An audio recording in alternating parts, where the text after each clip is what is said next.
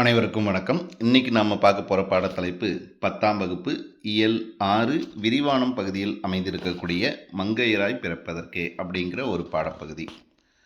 இது பார்த்தோம் அப்படின்னா மங்கையராய் பிறப்பதற்கு அப்படின்னு ஒரு 5 பெண்களை பற்றி சொல்கிறாங்க. இந்த 5 பெண்கள் பார்த்தோம்னா என்னென்ன சாதனை புரிந்தாங்க அப்படின்னு சொல்கிறாங்க. இதில் இருந்து நிறைய ஒரு மதிப்பெண் வினாக்கள் அரசு பொதுத் தேர்வு 10ஆம் வகுப்பு அரசு பொதுத் தேர்வில் கேட்டிருக்காங்க. Group 2, group 4, group 2A, VAO இந்த எக்ஸாம்லலாம் பார்த்தோன்னா இதிலேருந்து நிறைய டேட்டாலேருந்து அந்த 1 மார்க்லாம் கேட்டிருக்காங்க. எனக்கு இந்த போட்டித் தேர்வு அரசு போட்டித் தேர்வுக்கு நான் தயாராகிறேங்க சார், பாடப்பகுதியை முழுமையாக படிக்கணும், மூல நூலை வாசிக்கணும் அப்படிங்கிறவங்களுக்கு இது பயனுள்ளதாக இருக்கும். இதில் முக்கியமான கருத்துக்களை நான் அடிக்கோடிட்டு காமிச்சிருப்பேன். இந்த மாதிரி பார்த்தோன்னா அடிக்கோடிட்டு காமிச்சிருக்கேன். அதனால் இதெல்லாம் உங்களுக்கு தேர்வில் எழுதும்போது உங்களுக்கு எளிமையாக இருக்கும். அந்த அரசு பொதுத் தேர்வு அல்லது அரசு போட்டித் தேர்வு இதுக்கெல்லாம் கலந்துக்கிறவங்க இது கண்டிப்பாக உங்களுக்கு பயனுள்ளதாக இருக்கும். வாங்க பாடத்துக்கு போகலாம். இந்த மங்கையராக பிறப்பதற்கே அப்படிங்கிறதுல பார்த்தோம் அப்படின்னா, மங்கையராய் பிறப்பதற்கே நல்ல மாதவம் செய்திட வேண்டுமம்மா அப்படின்ட்டு கவிமணி சொல்கிறார். அவருடைய கருத்திற்கிணங்க இன்று பார்த்தோம் அப்படின்னா பெண்கள் நிறைய சாதனை புரிந்திருக்காங்க. உலகம் பறந்து விரிந்த திடல், அதில் ஆடுவோர், பாடுவோர், விமானம் ஓட்டுவோர், கப்பல் ஓட்டக்கூடியவங்க, இவங்க எல்லாமே பெண்கள் தான். இவங்க பார்த்தோம்னா சாதாரணமாக இந்த நிலைக்கு வரல. ஆண்களுக்கு இருக்கக்கூடிய சோதனைகளும் தடைகளையும் தாண்டி இவங்களுக்கு 2 மடங்கு 3 மடங்கு சோதனை தடைகள் இருக்குது. அதெல்லாம் தாண்டி வாழ்க்கையில் வெற்றி பெற்றவர்கள். கலக்கிட்டு இருக்கான் அப்படின்னு சொல்கிறாங்களே, வெற்றி அப்படிங்கிறது சும்மா கலக்கிறாங்க அப்படிங்கிறாங்கல்ல, அதான் ஆளுமை. அவங்கள தான் என்ன சொல்கிறாங்க அப்படின்னா ஆளுமை. அந்த மாதிரி இந்த சமூகத்தில் கலக்கிய 5 ஆளுமைகள் பெண்கள், அவங்கள பற்றி சொல்கிறது தான் இந்த பாடப்பகுதி. இந்த 5 பேர் தான் இந்த பாடத்தில் சொல்கிறாங்க. முதலாவதாக இருக்கக்கூடிய பெண் பார்த்தோம் அப்படின்னா எம்எஸ் சுப்புலட்சுமி. இவங்க பார்த்தோம்னா ஒரு பாடகர். இரண்டாவதாக இருக்கக்கூடிய கலைஞர் பார்த்தோம் அப்படின்னா பால சரஸ்வதி. இவங்க ஒரு பரதநாட்டிய கலைஞர். மூன்றாவதாக இருக்கிறவங்க ராஜம் கிருஷ்ணன். இவங்க ஒரு எழுத்தாளர். நான்காவதாக இருக்கிறவங்க கிருஷ்ணம்மாள் ஜெகநாதன். இவங்க ஒரு காந்தியவாதி. ஐந்தாவதாக இருக்கிறவங்க சின்ன பிள்ளை. இவங்க இன்றைக்கி மகளிர் சுய உதவி குழுலாம் இருக்குது இல்லைங்களா, அதற்கு அடித்தளம் இட்டவர் யார் அப்படின்னா இந்த 5ஆவதாக இருக்கக்கூடியவங்க தான். இவங்க பேர் சின்ன பிள்ளை. இப்போ இவங்க எல்லாத்தையும் பற்றிய ஒரு பாடப்பகுதி தான் இந்த மங்கையராய் பிறப்பதற்கே. யார் யார் என்னென்ன பண்ணாங்க அப்படிங்கிறது தான் இந்த பாடப்பகுதி. இதில் பார்த்தோன்னா ஒரு நிகழ்ச்சி தொகுப்பாளர் இவங்க தான். இந்த நிகழ்ச்சி தொகுப்பாளர் என்ன பண்ணுறாங்க அப்படின்னா ஒவ்வொரு கதாபாத்திரமாக கூப்பிட்றாங்க. ஃபேன்சி ட்ரெஸ் காம்படிஷன் அப்படின்ட்டு பள்ளி அளவுலலாம் நடத்துவாங்க இல்லையா, அந்த மாதிரி ஒவ்வொரு மாணவிகளும் ஒவ்வொருவர் வேடமிட்டு அவங்க பேசுவது போலயே பேசுகிறாங்க. என் பேர் எம்எஸ் சுப்புலட்சுமி, நான் தான் பால சரஸ்வதி அப்படின்ட்டு ஒவ்வொரு மாணவிகளாக பேசுகிறாங்க. அப்படி அந்த மாணவிகளை அழைப்பதற்கு இந்த நிகழ்ச்சி தொகுப்பாளர் ஒவ்வொருத்தங்களையும் கூப்பிட்றாங்க. இவங்க தான் அந்த நிகழ்ச்சி தொகுப்பாளர். எம்எஸ் சுப்புலட்சுமியாக முகில்நாச்சி அப்படிங்கிற ஒரு மாணவி பேசுகிறாங்க. பால சரஸ்வதியாக மோகனா அப்படிங்கிற ஒரு மாணவி பேசுகிறாங்க. ராஜம் கிருஷ்ணனாக வளர்மதி அப்படிங்கிற ஒரு மாணவி பேசுகிறாங்க. கிருஷ்ணம்மாள் ஜெகநாதனாக அன்பரசி அப்படிங்கிற ஒரு மாணவி பேசுகிறாங்க. சின்ன பிள்ளையாக மாதவி அப்படின்னு ஒரு மாணவி பேசுகிறாங்க. இப்போ இந்த மாதிரி நிகழ்ச்சி தொகுப்பாளர் நிகழ்ச்சி தொகுப்பாளர் அறிமுக உரை சொல்கிறாங்க. அதுக்கு முன்னாடி பார்த்தோன்னா பூம்பாறை அரசு உயர்நிலைப்பள்ளி விழா கோலம் பூண்டிருந்தது. இந்த விழா எங்கே நடக்குது அப்படின்னு பார்த்தோன்னா பூம்பாறை அரசு உயர்நிலைப்பள்ளியில் நடத்துது. மாணவர்கள் எல்லாமே மகிழ்ச்சியாக இருக்காங்க. என்ன காரணம் அப்படின்னா நிறைய கலை நிகழ்ச்சிகள் இருக்குது, பாட்டு, நடனம், நாடகம். அதனால் மாணவர்கள் எல்லாம் பயங்கர மகிழ்ச்சியாக இருக்கும். இப்போ ஏதாவது பஞ்சாயத்து பெற்றோர்களை வர சொல்லு அப்படின்னு அவங்க கட்டாயப்படுத்தி கூட்டிகிட்டு வந்திருந்தாங்கன்னா கவலையாக இருந்திருப்பாங்க. இங்கே பார்த்தோன்னா எதுக்காக அவங்க பெற்றோர்கள்லாம் வந்திருக்காங்க அப்படின்னா ஒரு கொண்டாட்டத்திற்காக. என்ன கொண்டாட்டம் அப்படின்னா மகளிர் நாள் விழா கொண்டாட்டம். அப்போ அந்த கொண்டாட்டத்தில் இருக்கனால எல்லாருமே அங்கே அந்த பகுதியே ஒரு திருவிழா கோலம் போல் காட்சியளிக்குது அப்படின்னு சொல்கிறாங்க. அதுக்கடுத்து பார்த்தோன்னா தொகுப்பாளர் பேசுகிறாங்க. ஐநா அவையின் தமிழ்நாட்டின் செவ்வியல் இசையை பாடியவர், காற்றின்றே வரும் கீதமாய் மக்கள் மனதில் நீங்கா இடம் பெற்றவர், அவர் யார் அப்படின்னா எம்எஸ் சுப்புலட்சுமி. இசை பேரரசி என்று நேரு பெருமானாரால் அழைக்கப்பட்டவர். இப்போ நேரு பெருமானாரால் இசை பேரரசி என்று அழைக்கப்பட்டவர் டேஸ் அப்படின்னு வினா கேட்கலாம். அப்படி இருக்கக்கூடிய அந்த எம்எஸ் சுப்புலட்சுமியாக வருகிறார். 10ஆம் வகுப்பு மாணவி முகில்நாச்சி அப்படிங்கிற ஒரு பெண் வந்து பேசுகிறாங்க. அதுக்கடுத்து எம்எஸ் சுப்புலட்சுமியாக முகில்நாச்சி வந்து பேசுகிறாங்க. நான் மதுரை சண்முக வடிவு சுப்புலட்சுமி. நான் வந்து இசை சூழலில் தான் வளர்ந்தேன். என்னுடைய தாய் தான் என்னுடைய முதல் குரு. அவங்கள்ட்ட தான் நான் வந்து வீணை கற்றுக்கிட்டேன். வீணை கலைஞரான என்னுடைய தாய் தான் இசையில் எனக்கு முதல் குரு. 10 வயதில் வந்து பார்த்தோம் அப்படின்னா இசைத்தட்டுக்கான அந்த சிடிலாம் இருக்கு இல்லையா, அதான் இசைத்தட்டு. அந்த இசைத்தட்டுக்கான பாடல் பதிவு செஞ்சேன். இசை மேதைகள் வழிகாட்டில் நான் வளர்ந்தேன் அப்படின்னு சொல்கிறாங்க. இவங்க பள்ளி படிப்பு 5ஆம் வகுப்பு வரை படித்தாங்க. 17 வயதில் சென்னை மியூசிக் அகாடமியில் நிறைய பேர் முன்னாடி இவங்க கச்சேரி பண்ணி பாராட்டு பெற்றாங்க. இந்த சிறு வயதிலேயே இவ்வளோ அழகாக பாடுறாங்களே அப்படின்னு நிறைய பேருடைய பாராட்டை பெற்றாங்க.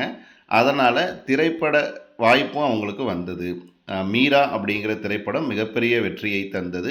இவங்களுக்கு வந்து பார்த்தோன்னா நடிப்பு அப்படிங்கிறத தாண்டி பாடலில் தான் ஆர்வம் அதிகமாக இருந்துச்சு. அதனால் அந்த ஒரு படம் மட்டும் நடித்தாங்க. அதுக்கடுத்து வந்து பார்த்தோம் அப்படின்னா காற்றினிலே வரும் கீதம், பிருந்தாவனத்தில் கண்ணன், இந்த பாடல்கள் எல்லாம் மிகப்பெரிய வரவேற்பை பெற்றது அப்படிங்கிறாங்க. ஜவஹர்லால் நேரு, சரோஜினி நாயுடு, இந்த மாதிரி மிகப்பெரிய ஆளுமைகள்லாம் இவங்களை வந்து பாராட்டியிருக்காங்க. ஒரு நாள் வந்து பார்த்தோன்னா காந்தியடிகளை டெல்லியில் பார்த்தபோது ரகுபதி ராகவ ராஜாராம் அந்த பாடலை வந்து பாடினேன் அப்படிங்கிறாங்க. அப்போ வந்து இந்த பாடலை கேட்ட காந்தியடிகள் என்னை பாராட்டிட்டு இன்னொரு பாடலையும் பாட சொன்னாங்க. மீரா எழுதிய பாடல் ஒன்றை பாட சொன்னார். அந்த பாடல் கூட சென்னை வானொலியில் 1947 காந்தியடிகள் பிறந்த நாள் அன்னைக்கு சென்னை வானொலி நிலையத்தார் ஒளிபரப்பினாங்க. அந்த பாடல் தான் ஹரிதும் ஹரோ அப்படிங்கிற மீரா பஜன் அப்படிங்கிறாங்க. இவங்க பெற்ற விருதுன்னு பார்த்தோம்னா 1954 தாமரை அணி விருது. அப்போ தாமரை அணி விருதினை எம்எஸ் சுப்புலட்சுமி பெற்ற ஆண்டு அப்படின்னு கேள்வி கேட்டாங்கன்னா 1954. அவங்க தாமரை அணி விருது பெற்றதை விட கண் பார்வை இல்லாத ஹெலன் கெல்லர் இவங்களை பாராட்டியது, தொட்டு தடவி பாராட்டியது என்னால் மறக்க முடியாது அப்படின்னு சொல்கிறாங்க. அதுக்கடுத்து 1963 இங்கிலாந்திலும் 1966 ஐக்கிய நாடுகள் சபையிலையும் இவங்க வந்து பாடியிருக்காங்க. அதே ஆண்டில் எனது குரலில் பதிவு செய்யப்பட்ட வெங்கடேஷ் சுப்ரபாதம் திருப்பதியில் ஒலிக்க தொடங்கி. இன்றளவும் வந்து பார்த்தோன்னா திருப்பதியில் இருக்கக்கூடிய அந்த திருப்பதி மலையில் ஒலிக்கக்கூடிய சுப்ரபாதம் வந்து பார்த்தோம்னா இவங்க எம்எஸ் சுப்புலட்சுமி பாடியது அப்படிங்கிறாங்க. 1974 நோபல் பரிசுக்கு இணையான மகசேசே விருது எனக்கு கிடைத்தது. மகசேசே விருது எந்த ஆண்டு இவருக்கு கிடைத்தது? 1974. இன்னொன்று என்ன அப்படின்னு பார்த்தோன்னா இந்த விருது பெற்ற முதல் இசைக்கலைஞர் இவங்க தான். வெவ்வேறு துறையில் இருக்கிறவங்களுக்கு இந்த விருது கொடுத்துருக்காங்க. இசைத்துறையில் முதலாக மகசேச விருது பெற்ற ஒரே நபர், முதல் நபர் எம்எஸ் சுப்புலட்சுமி அப்படிங்கிறாங்க. அதுக்கடுத்து தமிழ், தெலுங்கு, கன்னடம், சமஸ்கிருதம், மலையாளம், இந்தி, மராட்டி, குஜராத்தி, இந்த மாதிரி பன்மொழிகளில் இந்தியாவில் இருக்கக்கூடிய பன்மொழியில் ஆங்கிலத்தில் கூட இவங்க வந்து பாடியிருக்காங்க அப்படிங்கிறாங்க. இந்தியா மிகப்பெரிய விருதான இந்திய மாமணி விருதை வந்து எனக்கு கொடுத்தது அப்படின்னு சொல்லிட்டு நிறைவாக என்ன சொல்கிறாங்க அப்படின்னா, ஒரு பெண் நினைத்தால் முயன்றால் முன்னேறலாம், வெல்லலாம், நீங்களும் முயலுங்கள், முன்னேறுங்கள், வெல்லுங்கள், நன்றி, வணக்கம் அப்படின்னு சொல்லிட்டு முடிச்சிடுறாங்க. இவங்க முடித்தோடனே அதுக்கடுத்து நிகழ்ச்சி தொகுப்பாளர் இவங்களை பாராட்டி பேசணும் இல்லையா, அவங்க பேசுகிறாங்க. தாளம்பூ குங்குமமிட்ட மகிழ்ச்சியான முகம், புன்னகை தவள நீல பட்டு புடவையின் ஒளியில் வெள்ளி கம்பிகள் மின்னுவது போல் தலைமுடியின் இடையிடையே வெள்ளை முடியுடன் நம்முடன் வந்த எம்எஸ் சுப்புலட்சுமியாகவே தோன்றிய மாணவிக்கு நன்றி. யார்? எம்எஸ் சுப்புலட்சுமியாக தோன்றிய மாணவி பேர் என்ன சொன்னோம்? முகில்நாச்சி அப்படின்னு சொல்லிட்டு அவங்களுக்கு நன்றி சொல்லிட்டு அடுத்து இரண்டாவதாக யார் அப்படின்னு ஆளை கூப்பிட்றாங்க. நாட்டியம் ஆடுவதில் கீழ்மை அப்படின்னு ஒரு எண்ணம் இருந்துச்சு. அந்த எண்ணத்தை மாற்றியவர். பெண்களெல்லாம் வெளியே வந்து நாட்டியம் ஆடுவதா அப்படிங்கிற ஒரு எண்ணம் இருந்துச்சு. அந்த எண்ணத்தை மாற்றியவர் இவர். இந்திய அரசினுடைய தாமரை செவ்வணி விருது பெற்றவர். அவர் யாருன்னு தெரியுதா? அவரு தான் பால சரஸ்வதி. அப்போ பால சரஸ்வதியாக 10ஆம் வகுப்பு மாணவி மோகனாவை அழைக்கிறேன் அப்படின்னு சொன்னோன்னே எல்லாருமே கைத்தட்டி மோகனாவை அழைக்கிறாங்க.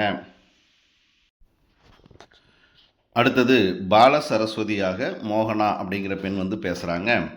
எனக்கு 7 வயதாக இருக்கும்போதே காஞ்சிபுரத்தில் பரதநாட்டிய அரங்கத்தில் நான் முதல்ல மேடை ஏறி பரதநாட்டியம் ஆடினேன் அப்படிங்கிறாங்க. அதுக்கப்புறம் 15 வயதில் சென்னையில் இருக்கக்கூடிய சங்கீத சமாஜம் அப்படிங்கிற ஒரு நடன நிகழ்ச்சி, அந்த அரங்கில் நடந்த நடன நிகழ்ச்சி நடந்தது.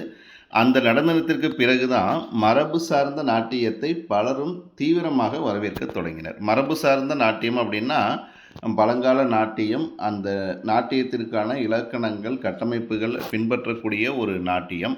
அதை வந்து பலரும் பின்பற்ற தொடங்கினர், வரவேற்க தொடங்கினர் அப்படிங்கிறாங்க. சென்னையில் என்னுடைய நாட்டிய கச்சேரியை பார்த்த பண்டிட் ரவிசங்கர் அப்படிங்கிறவரு மிக அருமையாக பாராட்டினார். அவருடைய தம்பி மூலம்தான் எனக்கு வட இந்தியா முழுவதும் நடனம் ஆடக்கூடிய வாய்ப்பு கிடைத்தது அப்படின்னு சொல்கிறாங்க. ஐரோப்பா, அமெரிக்கா இந்த மாதிரி நிறைய நாடுகளில் நான் வந்து நடன நிகழ்ச்சி நடத்தியிருக்கேன். டோக்கியோவில் நடைபெற்ற கிழக்கு மேற்கு சந்திப்பு நிகழ்வில் இந்தியா சார்பாக நான் கலந்துட்டு நடனம் ஆடினேன். இந்நிகழ்வு வந்து பார்த்தோம் அப்படின்னா பரதநாட்டியத்தை உலக அளவில் கொண்டு போகிறதுக்கு எனக்கு வந்து பெரிய உதவியாக இருந்தது. நானும் இதை வந்து உணர்ந்து உலகிற்கும் உணர்த்தியுள்ளேன், நன்றி அப்படின்னு சொல்லிட்டு இவங்க முடிச்சிடுறாங்க. அதுக்கடுத்து இவங்களுக்கு அந்த தொகுப்பாளர் சொல்கிறாங்க, தமிழ்நாட்டின் பெருமைக்குரிய கலைகளில் ஒன்றான இந்த நடனத்தை செவ்வியல் நடனமாக ஆக்கியவர் இவர் தான். அத்தகு பரதநாட்டிய கலைஞர் பால சரஸ்வதியாக வேடமிட்டு வந்த மாணவி மோகனாவிற்கு நன்றி அப்படின்னு சொல்லி முடிச்சிடுறாங்க. அடுத்தது தமிழில் எழுதிய பெண்களில் முதல்ல களத்திற்கு சென்று தகவல்களை திரட்டி கதை எழுதியவர். அப்போ இதுக்கு முன்னாடி பெண்கள் கதை எழுதுனாங்க.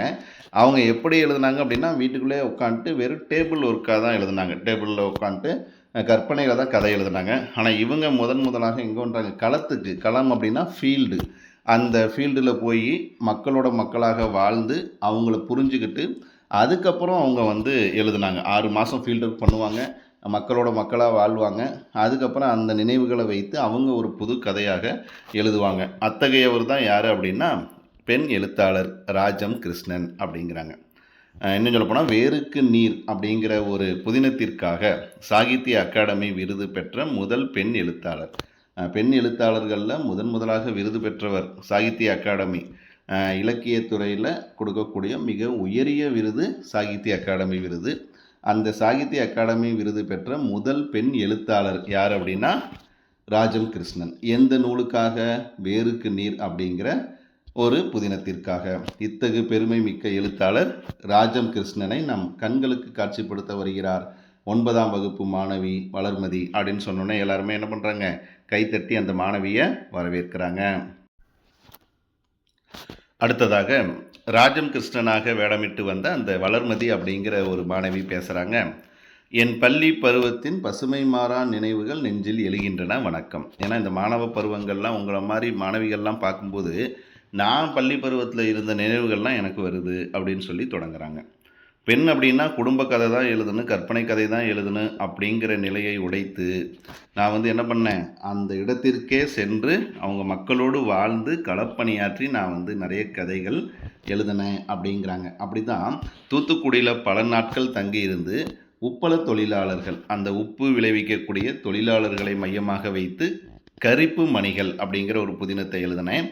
அதுக்கப்புறம் நீலகிரியில் அங்கே மலைவாழ் மக்கள் படுகரின மக்களோட தங்கியிருந்து குறிஞ்சி தேன் அப்படிங்கிற ஒரு புதினம். குறிஞ்சி அப்படிங்கிறது நம்ம ஏற்கனவே தெரியும், தமிழ் இலக்கியங்களில் ஐவகை நிலங்களில் முதல் மலை குறிஞ்சி, மலையும் மலை சார்ந்த பகுதியும். அப்போ அந்த மலையில் இருக்கக்கூடிய மக்களை பற்றி எழுதிய அந்த நாவல் தான் குறிஞ்சி தேன். அதுக்கப்புறம் கடலோரம் இருக்கக்கூடிய மீனவர் வாழ்க்கை சிக்கலை அவங்களோட சந்தித்து தங்கியிருந்து எழுதின நூல் தான் அலைவாய் கரையில். அதுக்கப்புறம் அமைப்பு சாரா வேளாண் தொழிலாளர்கள், எந்த ஒரு அமைப்பிலையும் இருக்க மாட்டாங்க, அவங்களுக்கான போராட்டங்களை முன்னெடுத்து செல்றதுக்கு ஆள் இருக்காது, நிறைய பேர் இவங்களுடைய உழைப்பை சுரண்டுவாங்க.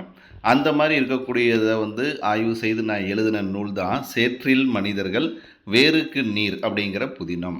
அதுக்கப்புறம் உங்களை மாதிரி குழந்தை தொழிலாளர்களாக பள்ளிக்கு போகாமல் தீப்பெட்டி தொழிற்சாலைகளிலும் மற்ற தொழிற்சாலைகளிலும் இருக்கக்கூடிய அந்த குழந்தை தொழிலாளர்களை மையமாக வச்சு கூட்டு குஞ்சுகள் அப்படிங்கிற ஒரு புதினமாக எழுதினேன். பெண் குழந்தை கொலைக்கான காரணத்தை ஆராய்ந்து, பெண் சிசு கொலை, பெண் குழந்தை பிறந்துருச்சு அப்படின்னா அந்த குழந்தைய கொலை பண்ணிடுவாங்க. அந்த மாதிரி இருக்கக்கூடிய நிலையில் அதுக்கான காரணங்களை ஆராய்ந்து மண்ணகத்து பூந்துளிகள் அப்படின்னு எழுதினேன். என்னுடைய எழுத்தில் சினம் அறச்சீற்றம் இருக்க வேண்டும் அப்படிங்கிறது தான் என்னுடைய லட்சியம். இதுலேருந்து நிறைய ஒரு மதிப்பெண் வினாக்கள் இருக்குது, பார்த்துக்குங்க. அவர் எங்கே தங்கியிருந்தாங்க, அங்கே எந்த நூலை எழுதினாங்க. அப்போ வந்து பார்த்தோன்னா தூத்துக்குடியில் தங்கியிருந்து எழுதிய நூல் கரிப்பும் மணிகள், நீலகிரியில் தங்கியிருந்து எழுதிய நூல் குறிஞ்சித்தேன், அல்லது எதை பற்றிய நூல், கடலோர மீனவர்களின் வாழ்வில் சிக்கலை பேசுவது டேஸ் அப்படின்னு போட்டு கரிப்பு மணிகள், குறிஞ்சித்தேன், அலைவாய் கரையில், சேற்றில் மனிதர்கள் அப்படின்னு வாய்ப்பு கொடுத்துருவாங்க. இந்த 4 வாய்ப்புமே யார் எழுதுனதுன்னா ராஜம் கிருஷ்ணன் தான் எழுதுனது. ஆனால் கேள்வி என்ன, இந்த 4ல் கடலோரம் மீனவர்களை பற்றி எழுதிய நூல் எது? அதனால் அலைவாய் கரையில். அப்போ இந்த மாதிரி கேட்பாங்க, அது கொஞ்சம் பார்த்துக்குங்க. இந்த மாதிரி பேசி அவங்க முடிக்கிறாங்க. என்னுடைய எழுத்தில் சீற்றம் இருக்குன்னு, அறச்சீற்றம் இருக்குன்னு, நேர்மையான சினம் இருக்குன்னு அப்படின்னு சொல்கிறாங்க. கோபப்படுறதுலையும் ஒரு நியாயம் இருக்குன்னு, அதான் நேர்மையான சினம், கோபத்தில் ஒரு நியாயம் இருக்குன்னு அப்படின்னு சொல்கிறாங்க. சொல்லி முடிச்சுட்டு வாய்ப்புக்கு நன்றி வணக்கம் அப்படின்றாங்க. தொகுப்பாளர் அதுக்கடுத்து அவங்களுக்கு ஒரு ஃபினிஷிங் டச் கொடுக்குறாங்க. கற்பனை கதைகளை எழுதுவதற்கு பதிலாக களத்திற்கு சென்று உண்மையான நிகழ்வுகளை நூல்களாக தந்த ராஜம் கிருஷ்ணனை போன்று வேடமிட்டு வந்த மாணவி வளர்மதிக்கு நன்றி அப்படின்னு சொல்லி முடிக்கிறாங்க.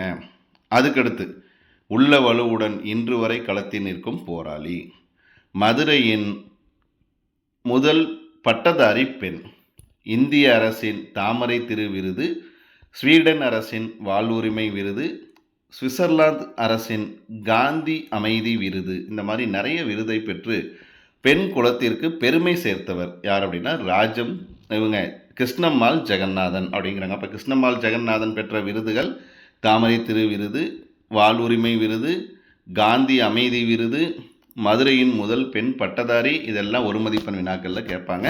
கிருஷ்ணம்மாள் ஜெகநாதனாக வருகிறார் மாணவி அன்பரசி அப்படின்னு சொல்லிட்டு அவங்கள கூப்பிட்றாங்க. அடுத்தது கிருஷ்ணம்மாள் ஜெகநாதனாக அன்பரசி அப்படிங்கிற மாணவி வந்து பேசுகிறாங்க. நாட்டில் விடுதலைக்கு முன்பாகவே, இந்திய நாட்டின் விடுதலைக்கு முன்பாக கல்வி மறுக்கப்பட்ட காலத்தில் பெண்களுக்கு கல்வி எதற்கு, அடுப்போதும் பெண்களுக்கு கல்வி எதற்கு அப்படின்னு இருந்த ஒரு பெண் அடிமை சமூகத்தில் நான் வந்து போராடி படித்தேன் அப்படின்னு சொல்கிறாங்க. கல்லூரி பருவத்தில் காந்திய சிந்தனைகளால் கவரப்பட்டேன், அதனால் ஒரு காந்தியவாதியாகவே நான் வந்து என்னுடைய வாழ்நாள் முழுவதும் வாழ்ந்தேன் அப்படிங்கிறாங்க. அவரது சர்வதேச இயக்கத்தில் களப்பணி ஆற்றினேன். காந்தியடிகளின் ஒத்துழையாமை இயக்கம், சட்ட மறுப்பு இயக்கம், வெள்ளையனே வெளியேறு இயக்கம், இதிலெல்லாம் நான் வந்து பங்கேற்றேன். நாட்டின் விடுதலைக்கு பின் என்னுடைய கணவருடன் இணைந்து பூதான இயக்கத்தில் பணிபுரிந்தேன் அப்படிங்கிறாங்க. அதுக்கடுத்து உழுபவருக்கே நில உரிமை இயக்கம் அப்படின்னு ஒரு இயக்கத்தை தொடங்கி அந்த இயக்கத்தின் மூலமாக வேளாண்மை இல்லாத காலத்திலையும் உழவர்களுக்கு ஏதோ ஒரு வருமானம் வரணும் அப்படிங்கிறதுக்காக ஒரு மாற்று ஏற்பாட்டு பணி நான் செய்து கொடுத்தேன். நான் சொல்ல விரும்புவது என்ன அப்படின்னா, உங்களுடைய ஆற்றலை நீங்கள் உணருங்கள், உங்களால் எதையும் சாதிக்க இயலும் என்பது தான். வாய்ப்பளித்த அனைவருக்கும் நன்றி கூறி விடைபெறுகிறேன் அப்படின்னு சொல்லிட்டு இவங்களுடைய உரையை மிக எளிமையாக முடிச்சிடுறாங்க. அதுக்கடுத்து தொகுப்பாளர் காந்தியடிகளுடனும் வினோபா பாவேயுடனும் பணியாற்றிய, இன்னமும் நம் நாட்டுக்காக உழைக்கக்கூடியவர் கிருஷ்ணம்மாள் அம்மையார். அவர்களை கண்முன் கொண்டு வந்த மாணவி அன்பரசிக்கு வாழ்த்துக்கள் அப்படின்னு சொல்லிடுறாங்க. அடுத்த ஆளை கூப்பிட்றாங்க. இன்றைய மகளிர் நாள் விழா மிகச் சிறப்பாக நடந்துக்கிட்டு இருக்கு. எழுத படிக்க தெரியாத இவரை பற்றி எழுதாத ஊடகங்களே இல்லை, அவ்வளோ எழுதியிருக்காங்க. முதுமை பருவத்தில் பயணித்தாலும் இவங்க இன்னும் சின்ன பிள்ளை தான். ஆமாம், இவங்க பேரே சின்ன பிள்ளை தான் அப்படின்னு சொல்லிட்டு சின்ன பிள்ளை அம்மா வேடமேற்று வருபவர் நம் பள்ளியின் 9ஆம் வகுப்பு மாணவி மாதவி அப்படின்னு சொல்லிட்டு அவங்கள வரவேற்கிறாங்க. அனைவருமே கைதட்டி அவங்க சின்ன பிள்ளை வேடத்தில் இருக்கக்கூடிய மாதவியை வரவேற்கிறாங்க. அதுக்கடுத்து சின்ன பிள்ளையாக வேடமிட்டு வந்த மாதவி பேசுகிறாங்க. இங்கே வந்து பார்த்தோன்னா கூடியிருக்க எல்லாத்துக்கும் வணக்கம். நான் வந்து பள்ளிக்கூடம்லாம் போனதில்லை. முதல்ல பெண்கள் எல்லாம் குழுவாக சேர்ந்தோம். அதுக்கடுத்து விவசாய நிலத்தை குத்தகைக்கு எடுத்தோம். கூலி வேலைக்கு ஆளுகளை சேர்த்து நடவு, களை எடுப்பு, அறுவடை அப்படிங்கிற இதை நாங்கள் செஞ்சு வந்தோம். அதில் வரக்கூடிய பணத்தை நாங்கள் சரிசமமாக பிரிச்சுக்கிட்டோம். இதில் வயசானவங்களையும் மாற்றுத்திறனாளிகளையும் வேலைக்கு சேர்த்து அவங்களுக்கும் உதவியாக இருந்தோம். இதை கேள்விப்பட்ட மதுரை மாவட்ட ஆட்சியர் அங்கே வந்து இருக்கக்கூடிய ஒரு குளத்தில் கண்மாயில் மீன் பிடிக்கிற குத்தகை எனக்கு கொடுத்தாரு. நாங்களாம் சேர்ந்து அந்த மீன் பிடிக்கிற குத்தகையில் வரக்கூடிய வருமானத்தை சரிசமமாக பிரிச்சுக்கிட்டோம். 2004ஆம் ஆண்டு சுனாமி வந்தப்போ அங்கே ஊரில் இருக்க நாங்கள் எல்லாத்துக்கும் போய் நாங்கள் குழுவாக போய் உதவி செஞ்சோம் அப்படிங்கிறார். அதுக்கப்புறம் கொஞ்சம் காசு சேர்த்து ஒரு குழு ஆரம்பித்தோம். அதுக்கு களஞ்சியம் அப்படின்னு பேர் வச்சோம். 10 பேரோட ஆரம்பித்த இந்த மகளிர் குழு இன்றைக்கி பல மாநிலங்களுக்கு போய் பல லட்சம் பேரோட வேலை செய்யுது. எத்தனையோ பேரோட குடும்பத்தை இந்த குழுக்கள் தான் தாங்கிக்கிட்டு இருக்குது அப்படிங்கிறது எனக்கு சந்தோஷமாக இருக்குங்கிறாங்க. இன்றைக்கும் வந்து பார்த்தோம்னா மகளிர் சுய உதவி குழு அப்படின்ட்டு பெண்கள் ஒரு சுதந்திரமாக மற்றவர்களை சார்ந்து வாழாமல் ஒரு தன்னம்பிக்கையோடு வாழ்வதற்கு காரணமாக இருப்பது இந்த மகளிர் சுய உதவி குழு. இந்த மகளிர் சுய உதவி குழுவுக்கு அடித்தளம் இட்டவர் இந்த சின்ன பிள்ளை தான் அப்படிங்கிறாங்க. தொகுப்பாளர் அதுக்கடுத்து சொல்கிறாங்க, அம்மா உங்கள்கிட்ட ஒரு கேள்வி கேட்கணும். இந்தியாவின் முதன்மை அமைச்சரிடம் நீங்கள் விருது வாங்கியதை சொல்லவே இல்லையே, அதை பற்றி கொஞ்சம் சொல்லுங்கள். முதன்மை அமைச்சர் அப்படின்னா பாரத பிரதமர், இந்தியாவின் பிரதமர். டெல்லியில் விருது வாங்கும்போது மதுரை சின்ன பிள்ளைன்னு அவர் கூப்பிட்டோன்னே என் கண்ணில் கண்ணீரே வந்துருச்சு. அப்படிங்க நாட்டுக்கு எவ்வளோ பெரிய தலைவர் அவர். யார்? பாரத பிரதமர். அப்போதைய பாரத பிரதமராக இருந்தவர் வாஜ்பாய். அவர் கூப்பிட்டு இந்த மாதிரி மதுரை சின்ன பிள்ளைன்னு கூப்பிட்டு எனக்கு வந்து கண்ணில் தண்ணீரே வந்துருச்சு. விருதை கொடுத்துட்டு பொசுக்குன்னு என் காலில் விழுந்துட்டார். அவர் எவ்வளோ பெரிய உயரிய ஆள், அவர் என் காலில் விழுந்துட்டார். என்ன காரணம் அப்படின்னா, பெண்கள் தலை நிமிர்ந்து வாழ்வதற்கு ஒரு அருமையான ஒரு திட்டத்தை கொண்டு வந்தீங்கல்ல அப்படிங்கிற மாதிரி அவர் வந்து அவங்க காலை தொட்டு கும்பிட்டாரு. யார்? அன்றைய பிரதமர் வாஜ்பாய். அப்போ அந்த செயலை பார்த்தோம் எனக்கு மேலு காலெல்லாம் ஆடி போச்சுமா, நான் போயிட்டு வரேன் அப்படின்னு. அதுக்கு மேலே அவங்களால பேசவே முடியல. கண்கள் இருக்கக்கூடிய கண்ணீரை துடைத்து கொண்டு போகிறாங்க. அதுக்கடுத்து தொகுப்பாளர் பேசுகிறார்.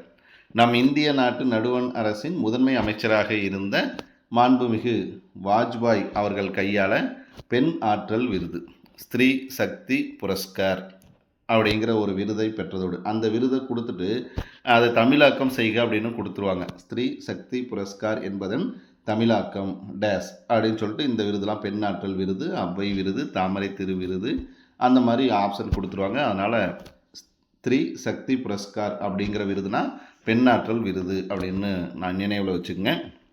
தமிழ்நாடு அரசின் அவ்வை விருது, நடுவண் அரசின் தாமரை திரு விருது இதெல்லாம் இவங்க வந்து சின்ன பிள்ளை பெற்றிருக்காங்க. சின்ன பிள்ளை வேடமடைந்து வந்து தன்னுடைய நடிப்பாற்றலை வெளிப்படுத்திய மாணவி மாதவிக்கு நன்றி.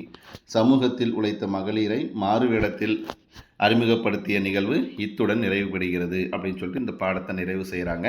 இங்கே ஒரு பாடல் கொடுத்துருக்காங்க பாருங்கள். மதுரை காஞ்சி ஆலங்கானத்து அஞ்சுவரை இருத்து அரசு பட அமர் உலக்கி. இந்த பாடல் வரிகள் பார்த்து வச்சுக்கோங்க. இந்த பாடல் வரிகளை கொடுத்து இப்பாடல் வரிகள் இடம்பெற்றுள்ள நூல் டேஸ் அப்படின்னு கொடுத்துருவாங்க. மதுரை காஞ்சி, அதுக்கு அடுத்து குறிஞ்சிப்பாட்டு, அதுக்கப்புறம் அகநானூறு, புறநானூறு ஒரு 4 வாய்ப்பு கொடுத்துருவாங்க. ஆனால் இது எங்கே இருக்குது? மதுரை காஞ்சியில் இருக்குது. மேலும் இதுபோல் தொடர்ந்து ஒவ்வொரு பாடத்தையும் வரிக்கு வரி நீங்கள் பார்க்கணும் அப்படின்னா இதில் தொடர்ந்து இணைந்திருங்கள். மற்றும் ஒரு காணொளியில் மற்றும் ஒரு பாடத்தை பற்றி விரிவாக காண்போம்.